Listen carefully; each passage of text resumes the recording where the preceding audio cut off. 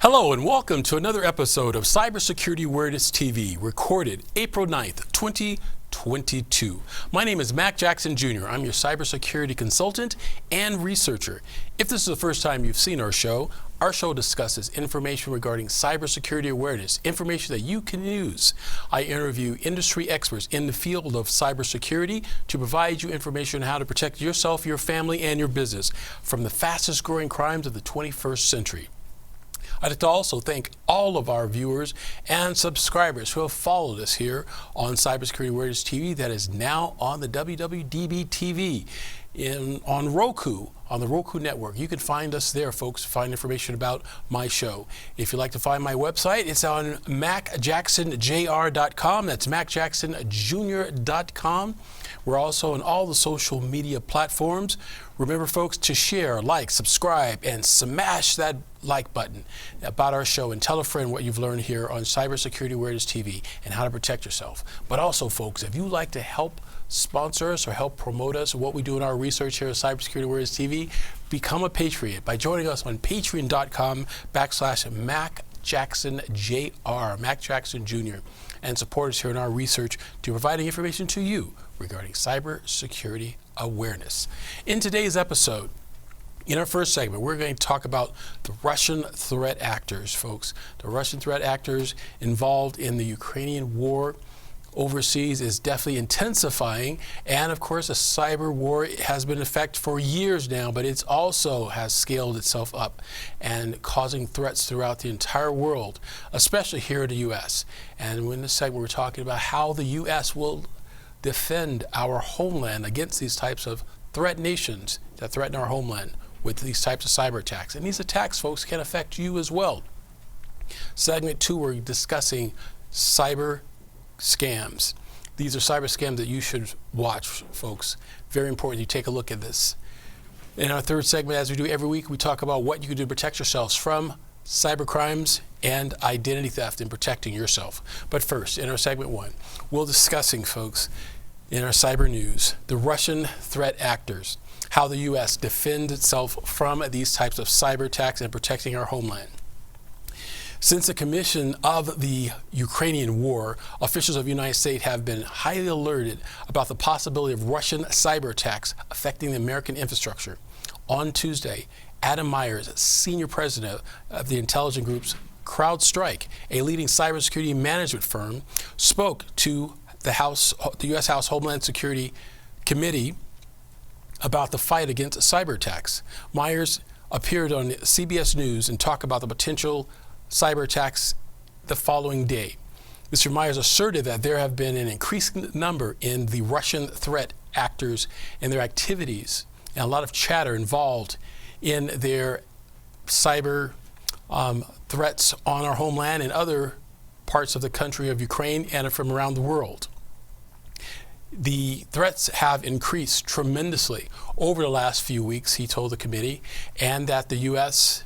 and organizations within our country and others must be on alert and be prepared for these types of attacks to protect ourselves. Here's a clip from CNN regarding the targeted attacks that Russia's doing that have involved in ransomware attacks that can affect our homeland as other structures and other governments around the world. Check out this clip. A lot at stake here, especially when we talk about critical infrastructure. I'm fascinated by something that you told our producer, was that you believe that perhaps the cyber attacks are going on right now, but that the U.S. isn't disclosing many details about them, that they really don't want the conflict to escalate. Can you just tell us more about that? Yeah, so we see a very interesting situation that happened. We can start all the way from last year that, as you described, it was a massive year when it comes to cyber attack, all the way to SolarWinds, JBS hack, Colonial Pipeline, that all of those type of hacks came from Russia, specifically from the cartel, the ransomware cartel that's happening there.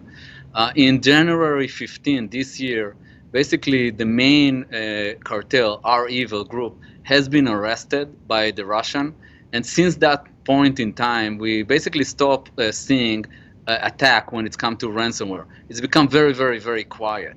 We believe that those group has been recruited to serve and switch from being a basically state-ignored group to be a state-controlled. And we believe that right now those groups are going to start being operationalized in the US specifically to start attacking. And to be honest, in the past few weeks, we're starting to see an escalation of more and more attacks that ended up with the president saying, hey, everybody, you have to be aware that this is going on and you have to do something about it very, very quickly. And what would be the key targets of those attacks? Yeah, so if you're going back to last year, it was one big espionage attack that I don't believe going to be kind of the main push from the Russia side of the house. And basically ransomware and the ability to create a push or a pressure on the economy in the US, this is something that we believe that's going to start happening specifically after the sanction that's starting to become more and more effective inside Russia. So I believe that what we're going to see is more ransomware attack here in the US, more targeted ransomware, that their job is to create pressure on a private company. And by doing it, it's basically create a pressure on the government here in the US. In terms of that pressure, though, do you think that they would escalate further to have something that would attack critical infrastructure, whether you're talking about water treatment plants or, as CNN has just learned, the fact that they were scanning some of those energy companies, or even something like, God forbid, looking at banks as targets? Yeah, so I think that for their point of view, there is no sector that it's off limit. And we saw it last year, all the way from a meat packing company, JBS, to the Colonial Pipeline that has been hacked and basically supplied the oil and gas to the East Coast. We know that the financial sector is getting hit all the time. We know that our financial sector here in the US is fairly protected and using modern technology in order to make sure that they are protected. And we know that the utilities companies, in a general broad of speaking, they're less protected and less resourced in order to deal with this type of attack. So absolutely, we believe that they're not going to wait and choose and pick what they're hacking. They're going to go after everything that they can.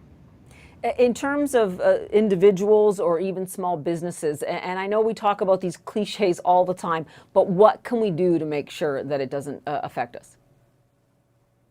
Yeah, so I think that there is a basic steps that everybody can apply, all the way from if you get an SMS that you don't know where you got it, or an email with a link, just don't press the link. And in many, many times, this simple step of ignoring those SMS and basically social engineering techniques, this is the ability to lure you to click something, to have access to your computer or phone. If you basically pay attention to those things, this is something that that is very, very effective, to be honest, in many cases, as an individual. When it's come to companies, I think that companies have to realize that they have to start using not an ancient technology like they used to be, like firewalls and antivirus, and actually modernize their ability to protect themselves using new technologies like EDR that the president talked about, and XDR as a means to protect against these type of ransomware groups. As you can see, folks, U.S. organizations and organizations around the world are investing in cybersecurity awareness and cybersecurity policies and posturing a way to protect themselves from these types of cyber attacks. Our best defense, folks, like we've always stated on the show, is through education and training of our employees against these type of attacks. Cybersecurity experts believe that the U.S. is capable and are capable of doing offensive as well as defensive tactics in protecting our homeland against any foreign and domestic cyber threat. Experts from CrowdStrike continue to discuss how cybersecurity attacks have been thwarted by the U.S. government. And I found another clip I'd like to share with you from CBS News. Check out this clip.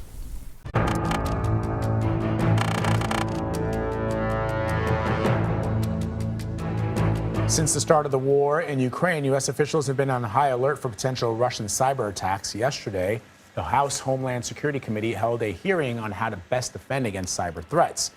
Let's bring in Adam Myers, who is the Senior Vice President of Intelligence with the cybersecurity company CrowdStrike. He testified at that hearing yesterday. Thanks so much for joining us. So your company is tracking what you call threat actors, particularly from Russia. So what kinds of cyber attacks could these threat actors be capable of? Yeah, we've been tracking them for quite some time, going back to the start of really the conflict in Ukraine in 2013. Russian threat actors have conducted operations to steal information, espionage. They've also conducted disruptive and destructive attacks. In 2015 and 2016, they turned off the power. And you probably remember the 2017 NotPetya attack, which resulted in $10 billion in damages globally. So yesterday you said, as sanctions by the U.S. and our allies mount in scope and impact, the risk of targeted attacks against them become more acute. And it sort of makes sense, right? You look for an alternative way. So I kind of have like a two-pronged question for you. Have you seen increased activity from Russian threat actors with each round of sanctions? And I'm wondering about sanctions directly connected to the tech industry. Could the tech industry have an impact, whether it's not providing the hardware, microchips or whatever, or blocking, and I don't know much about this, so blocking dialogue, for lack of a better term, between, you know, I guess, actors coming out of Russia to other platforms? You know, often these things are all interconnected, and in order to get one thing done, you have to go through other platforms. And could you just block anything that's coming out of Russia? Well, yeah, I think let me answer that in two parts as well. So to the first part, yes, we have been observing increased interest from Russian threat actors in targeting the West. In the immediate lead up to the war in Ukraine, they did conduct a number of disruptive attacks in mid-January, and also hours before a troop movement began into Ukraine, there was another disruptive, destructive cyber attack at the hands of Russian threat actors. And so we have been observing increased reconnaissance against U.S. infrastructure. And CISA, the government agency, actually put out a report about this, I think just last week, warning organizations to keep their shields up about infrastructure related to data centers specifically. In terms of blocking content and from a tech perspective, interestingly, the Russians are actually trying to prevent a lot of US-based technology and social media from getting access into Russia because they're trying to control the message domestically. And so this is actually a two-way streak in terms of us trying to counter misinformation, disinformation emanating from Russia, and the Russians trying to counter any sort of narrative that they are not comfortable with from coming back in. So if Russia shuts the door, does that mean the door is shut both ways as well? They've definitely been trying to block different services. They've done this over the past several years. And not just Russia, by the way, China, other countries will try to block access to Western media, Western social media. And so this, if they shut it off, you will see no content coming out of that country, just as you will not be able to get it into that country without proxies or some sort of bypass. So what is CrowdStrike doing to get ahead of some of these potential cyber attacks? Yeah, so our technology and our intelligence services and our managed services are all on high alert. We have been since early January, and we're working with customers to ensure that they're prepared for this. And you know, what the White House issued in an executive order was that the government really needs to step up its technology. A lot of organizations have not really been investing in infrastructure, and that was the whole point of the hearing yesterday, is that critical infrastructure and government agencies and generally enterprises need to do security well. They need to get the right talent, and they need to bring in advanced technologies like EDR, zero trust, multi-factor authentication, and to do threat hunting to go engage these Russian threat actors or whichever country they're concerned about as soon as they get access to systems in order to stop them. Adam Myers, thank you very much. Folks, it is outstandingly clear that all organizations across the world and governments alike must be aware of the cyber threats by our adversary groups and nation states around the world that want to take down democracy and do it through cyber. As a small business, as a large company, as individuals, we must all do our part in understanding these type of attacks and protecting ourselves. Like we said before in the show, our best defense is through education. Folks, we'll be back right after these messages. Hi folks, this is Mac Jackson Jr. from Cybersecurity Awareness TV here on the WWDBTV on the Roku network, streaming live. You can find us there, folks, as well. I want to tell you about how you could support us, how you can support our show. It takes a lot of research of what we do to find clips and interviews with legal experts and law enforcement experts on cybersecurity awareness techniques and prevention to protect you and your business from cyber attacks. And one of the best ways, folks, is to join us on our Patreon channel at patreon.com/Mac Jackson Jr. That's patreon.com/Mac Jackson Jr. Folks, hashtag stay cyberwoke. Hi folks, welcome back to Cybersecurity Awareness TV. I'm your host, Mac Jackson Jr., cybersecurity researcher. In this segment, we talk about Scam Watch, folks. These are scams that you should be on the alert for. And boy, we have some doozy ones out for you today. This week, the FTC, Federal Trade Commission, and other law enforcement agencies are warning people about a scam called the wrong number text scam. That's right, folks. Text messages that come to you from scanners trying to extort and exploit information from you and steal your data. They will send you a fake text email telling you it's a wrong person, wrong information. But there's a link there, folks. Again, we talked about that a lot on the show. With text messages, it's not like having an email where you could see a web page to be drawn to or to click on. These are text messages, folks, where you'll get little bit types of tiny URLs to click on that you're not even sure exist. You can't hover over it to see where it will take you to. The only way you'll know it is by clicking onto it. And of course, it depends what happens when you click on it. It could take you to a website, or it could damage your machine, your smart device, as you're clicking on it. Here's a report I'd like to share with you that I've researched from around our country. We'll start from Sacramento, from ABC News in Sacramento. Here's a clip. All right, have you ever received a wrong number text message? I hate that. You likely either ignored it or replied to tell the person they had the wrong number, but a wrong number text message scam is shedding new light on the risk of responding. CBS 13 investigative reporter Julie Watts explains. I got this flirty text message this morning with a photo of a redheaded girl saying she wanted to catch up. I knew it was a scam, so I didn't respond, but I did download the photo, hoping to track her down and warn her that someone was using her photo. Well, that's when we realized we should probably share this information with you too. Wrong number text scams are nothing new. A seemingly innocent message from an unknown number, often from your area code. But when they come with a flirty tone and a photo, you can almost always guarantee it's a scam. So I downloaded this photo and uploaded it to the Google reverse image search in hopes of finding and warning this girl that her image was being used. But it was immediately clear I wasn't alone. Social media concerned about a text that people across the valley and in other states as well have been receiving. From New York to Texas, this text scam appears to have been rampant in other parts of the country and has now moved out west. Does this text look familiar? In some states, the texts appear to be targeting women, leading to viral social media posts linking the scam to sex trafficking, and even claiming that by simply replying to the text, the scammer can see your location. Highly doubtful. It's not something that I would be particularly worried about. Security expert Doug Levin warns while seeing your location may not be a concern, you shouldn't reply. First off, it verifies that your number is valid, so the scammer can then use your number to scam others. You're also sending a signal that you might be susceptible to receiving more scams and maybe falling for one. So you don't want to put a target on your back by responding. And certainly don't click on any links in the text. They could potentially give the hacker access to your contacts, location, and more. In some cases, people who responded to this text were sent unsolicited X-rated photos. Instead of responding, you should report the suspected text scams to the Federal Trade Commission by forwarding the message to the number 7726, which spells out SPAM or spam. After that, you can block the number and then you can delete that message chain, right? Just wipe it from your phone.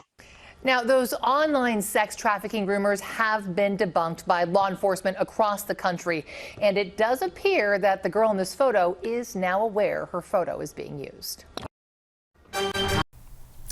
Folks, these scammers are always find ways to get your information. And folks, it's not a one-time incident.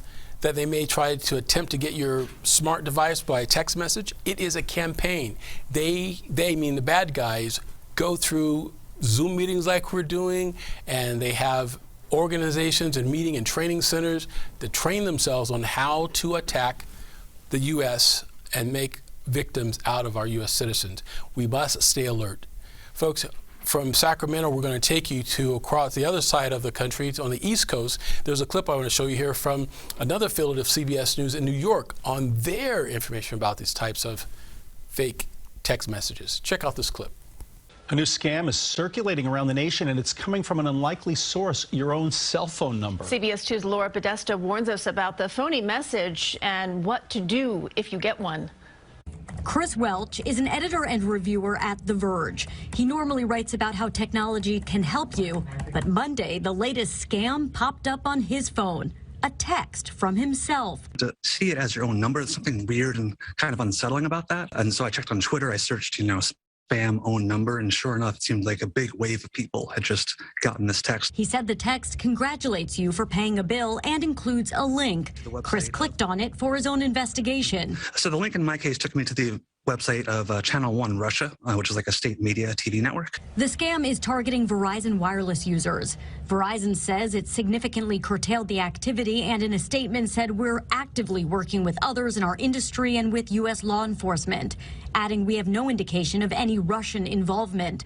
Fraud experts say our phones have become the contact method of choice for scammers, and we should treat our phone number the way we do other sensitive information. The National Consumers League says phishing scams were the third most reported type of fraud complaint in 2021. Really, just the best advice for most people is just delete the text, ignore it, don't click on the link. You can also forward the message to the Federal Trade Commission at 7726. Report the phishing scam to local police or your state attorney general, and tell friends, family, and coworkers.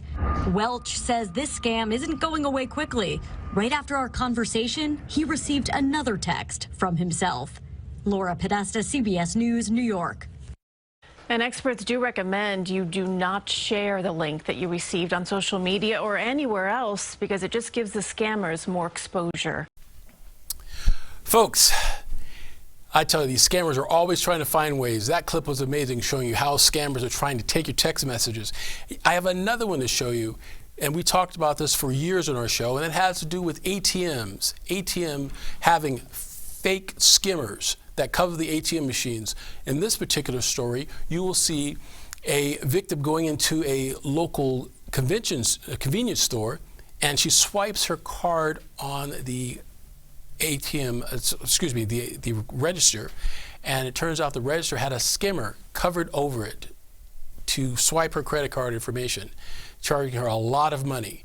In this situation, she may get her money back, but still would depend. Now, a lot of people may not have taken the steps that this victim has taken in order to get her money back and to bring it out to the public, but this information should be shared. And I'd like you folks to take a look at this clip and share it with everybody you know. Now we go to Dallas from a CBS affiliate in Dallas with this story. Here's a clip.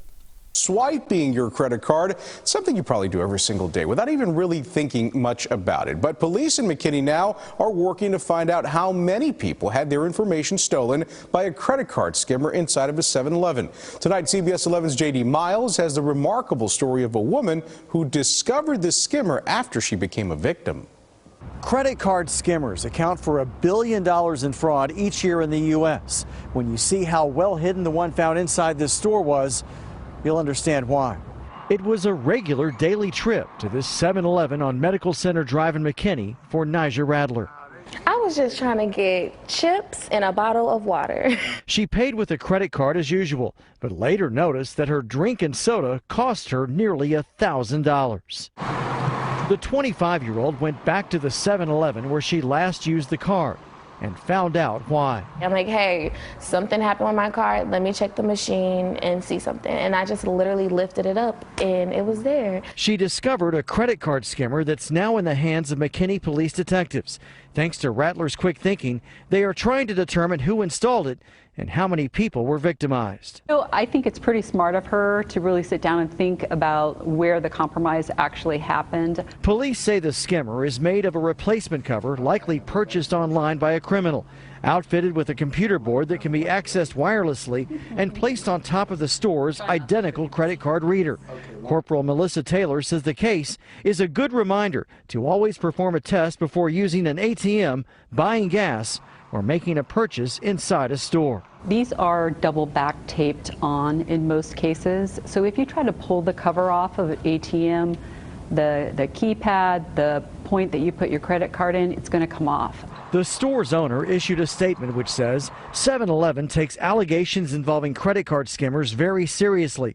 7-Eleven inspects gas pumps and card readers regularly and cooperates closely with law enforcement regarding related investigations. Customers who believe they may have been impacted should call 1-800-255-0711. The young mother who helped others from becoming victims is still waiting to have her fraudulent charges reimbursed. I can only just wait for the process and hope that everything comes out all right. McKinney police want to hear from anyone who might have been a victim to contact the department's non-emergency number. One option to avoid any risk is to start using digital wallet services which don't require an actual credit card. In McKinney tonight, JD Miles, CBS 11 News. As you can see, folks, scammers are always trying to find ways to get your information. Like we have stated, and like other cybersecurity researchers and experts like myself have said, this is not a one-time incident. This is a campaign. These hackers are trained, and they go through training seminars, webinars, just like the good people who are participating in commerce. The bad guys are doing it as well and training themselves to become better bad guys on how to get your information. So when you use your credit card or your debit card on any of these machines, ATMs or the convenience stores, just check the box. See if you could pull up on the keypad. If the keypad pops off, let the store clerk know immediately and let the police know so they can report it. Because this is something that we must be vigilant about. And as the same time, folks, when you go to the gas lines to get your gas on these high gas prices that we're going through right now, you also will see the same thing. Check the actual pump itself.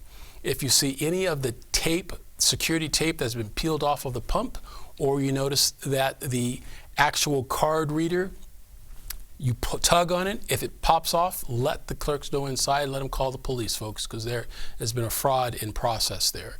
These are just some of the things you can do to protect yourself from these types of cyber crimes and hackers trying to get your information. Like I said, folks, we must stay vigilant and always, as we say on the show, hashtag stay cyber woke. Folks, we'll be right back here at Cybersecurity Awareness TV after these messages.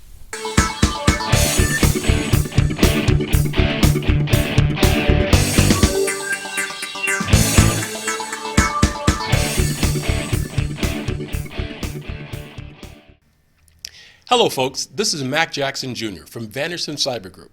The problem with businesses today is that they are affected by cyber attacks from around the world, but companies are not sure of what to do. Normally, they are reactive instead of proactive.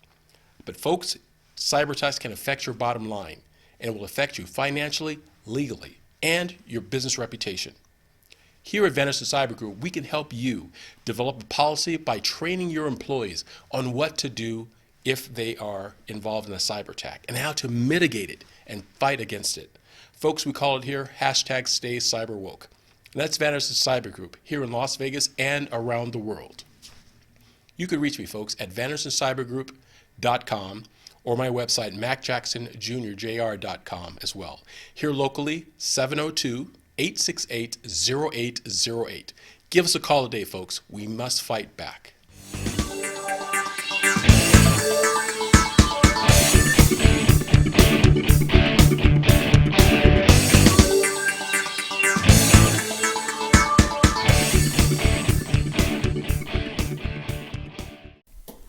Hi folks, welcome back to Cybersecurity Awareness TV. I'm your host, Mac Jackson Jr. In this segment, we're talking about cybersecurity tips that you can use. Every week we talk about these tips, and yes, folks, we are drilling into everyone, so they will definitely pay attention, and you tell your friends of things you can do to protect yourselves, folks. If you heard these tips before, that is great. Now go out and tell somebody, so then they can tell somebody, and we'll spread this news so everyone basically knows what's going on. But first, I want to talk about an email I got from someone that says that, Mac, how can the war in Ukraine affect us from the cyber attacks? And I tell you, folks, this is how, in answering this email from one of our viewers, this is how it can affect you.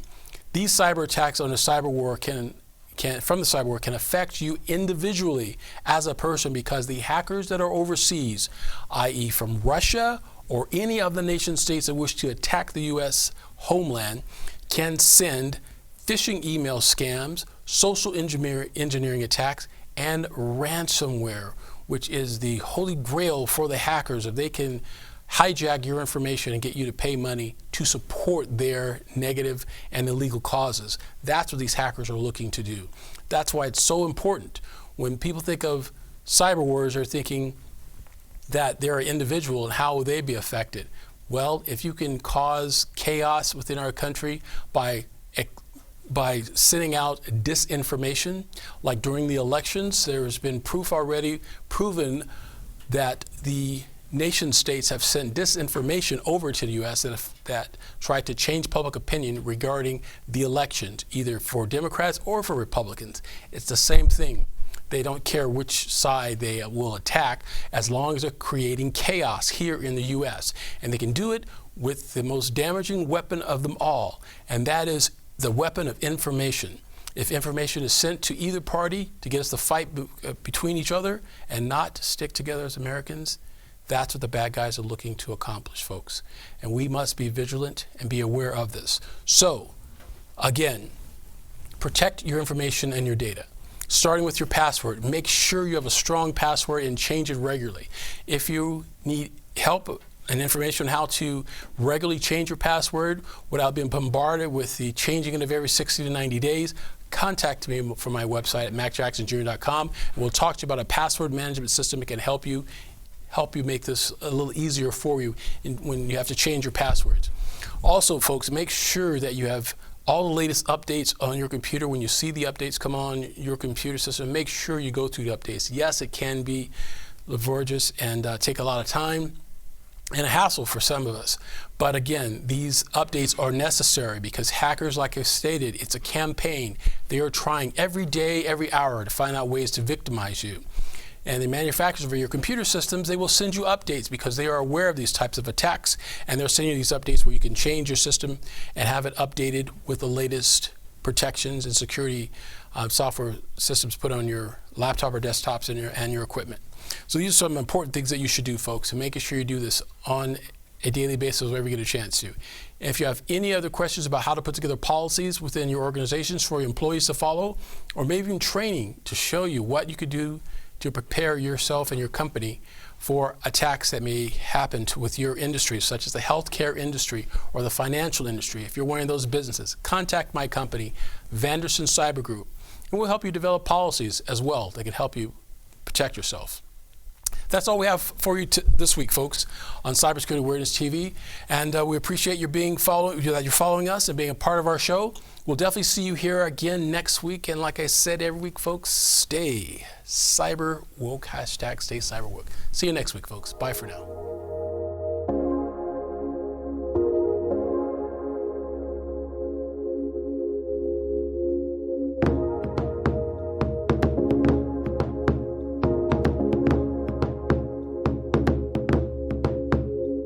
You